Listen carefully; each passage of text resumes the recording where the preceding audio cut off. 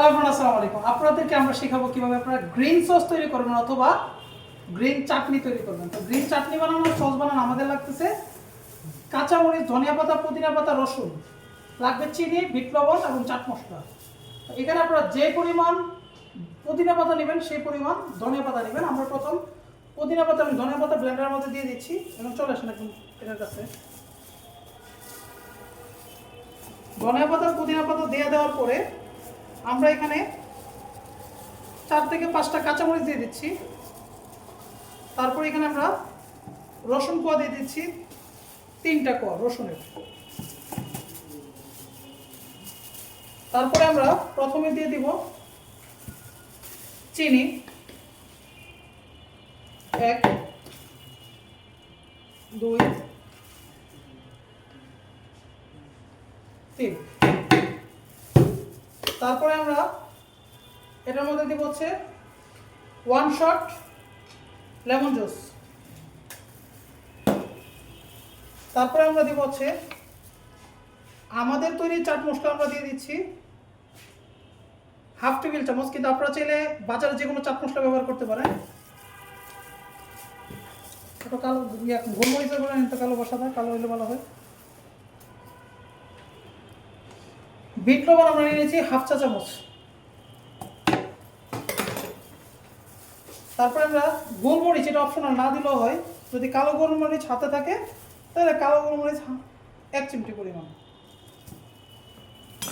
দিয়ে দেওয়ার পরে আমরা জাস্ট করছি এটাকে এখন আমার শোনেন জাস্ট সব কিছু একসাথে ব্লেন্ড করে নিতে হবে।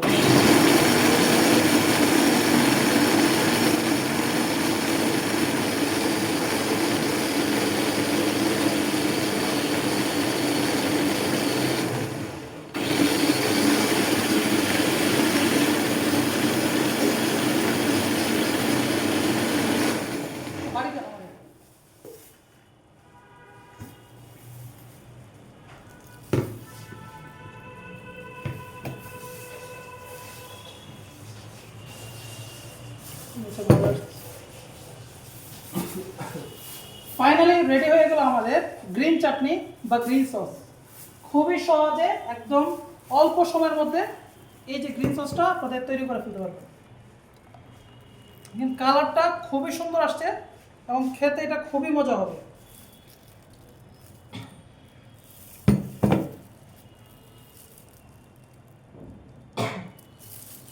আমার একটা ছবি নাম তো কিন্তু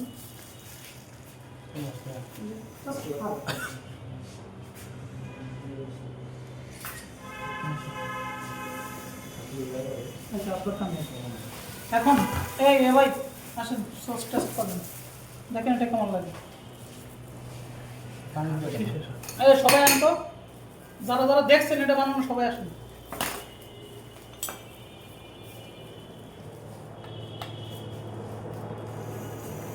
কোনো কথা হবে না,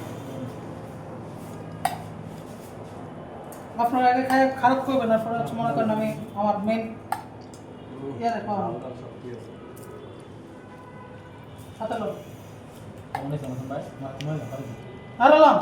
ময়লা সহ খাওয়া যায়, টেস্টটা ভালো লাগবে। ভাই ধরুন তো এটা কি বানিয়েছে জানতো? জাল খাইছেন? সবার কাছে কেমন লাগছে? আপনি খেয়েছেন? হ্যাঁ ভালো লাগছে। মানে আমি কি জালটা ন্যাচারাল থেকে একটু বেশি লাগছে, কারণ হচ্ছে আপনি যেমন টক জাল মিষ্টি একটাই সস্তা, যার জন্য আমি জাল একটু বেশি দিলাম। আমি যদি আমি কাঁচা মরিচ কারণ 6টা জায়গায় 4টা দিলাম তো জাল একটু কম আসতো, বাট টক জাল মিষ্টি এবং লবণ মশলা ব্যালেন্সটা ঠিকঠাক লাগতেছে এখন আছে। আর আপনি যে কোনো সস খাইলেন মানে সব থেকে বেস্ট কিনা? অবশ্যই এটা বেস্ট। আমার মনে করেন কোনো টুকু টুকু করতে দেখছে, এবং ভিডিওর মধ্যে 2 মিনিট ধরে রেসিপি করে দিয়েছি, এবং যা কিছু যা দিয়েছে তাই কম বেশি করছি, লবণ চাপছি। এটা হচ্ছে একটা শেফের পারফেক্ট রেসিপি। এখন যদি মনে করে যে এটার টেস্টটা আমি একটু ঘুরাইতে চাই বা একটু ডেভেলপ করতে চাই বা একটু চেঞ্জ করতে চাই, এটার মধ্যে এই সেম জিনিসটার মধ্যে আমি যদি 200 গ্রাম টক দই মারি, এটা একটা টেস্ট আসবে। কি দেখি সসের ডিব্বার মধ্যে ডেনে আসে তুমি, হ্যাঁ এতে আর যন্ত্র লাগাবে এরকম কোম্পানি নুরানি আসল সস দেখে নেন তাই। যদি আমরা এটার মধ্যে 200 থেকে 300 গ্রাম টক দিয়ে ব্যবহার করে এটা একরকম হবে, মানে এটা আরেকটু ক্রিমি হয়ে যাবে। কালারটা ধরুন আমি পার্সেল ব্যাগ আড়াই গেছে নাকি শেষ হয়ে গেছে গা লাগবে যদি আপনার ফুচকার উপরে যে আপনি যে বেলপুরি বা ফুচকা দিয়ে সার্ভ করে এটার উপরে যদি আপনি এটা হালকা করে হাফ চামচ করে মানে এবার যদি মেরা দেন উপরে যার মুখে যাবে এই মনে করেন ফুচকা দিতেই হবে। তেঁতুল টোকা তো বেশি পছন্দ করে, তারপর তেঁতুল টোকা নিয়ে আপনারা বানায় বসিয়ে এটা থেকে আরো ভালো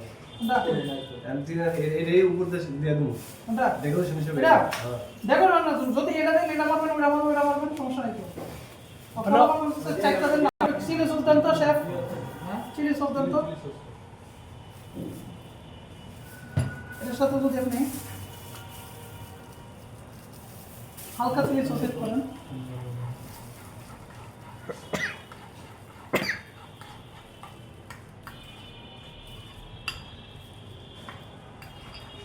মানে কি দই আছে টক দই আছে নরমালে না ক্রিমের মতো যে আরো সুন্দর হইব দেখ ওরা ছোট হবে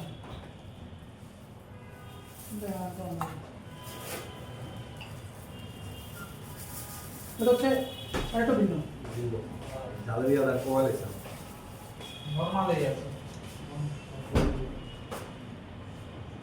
সব দরকার নাই দইটা যদি 1 কেজি বা আধা কেজির সাথে মিক্স করে ব্লেন্ডার এটা এই দুধ দিয়ে বাড়ি মেরে বানাইলি না বাকি জালটা মশলা দিয়া একটু কাঁচামরিচ দিয়া তাহলে এটা মানে কালারটা একদম ক্রিমির মধ্যে একটু হালকা গ্রিন আর সুন্দর আসবে এটা আর খাইতেও ভালো লাগবে। এক্সট্রা করে দাম আমরা দেখব ঝালমুড়ি দিয়ে এটা ধনেপাতা আর কাঁচামরিচ দিতে লাগতেছে না। এটা যদি মারেন আপনার অটোমেটিক্যালি তো ফ্লেভার চলে আসবে আর এটা মারলে তো এমনি মজা লাগবে। এটা খাইয়া গিয়ে খারাপ লাগতেছে না ঠিক আছে তো এটা স্পেশাল দিয়ে দেব স্পেশাল ঝালমুড়ি নরমাল ঝালমুড়ি 20 টাকা স্পেশাল দিয়ে দেব 30 বা 40 টাকা আর ডিম ঝালমুড়ি দিয়ে দেব বুঝতে আছে না ওরা তো ব্যবসা মোটামুটি এমন মধ্যে দিকে ভালোই দিতেছে ভালোই তো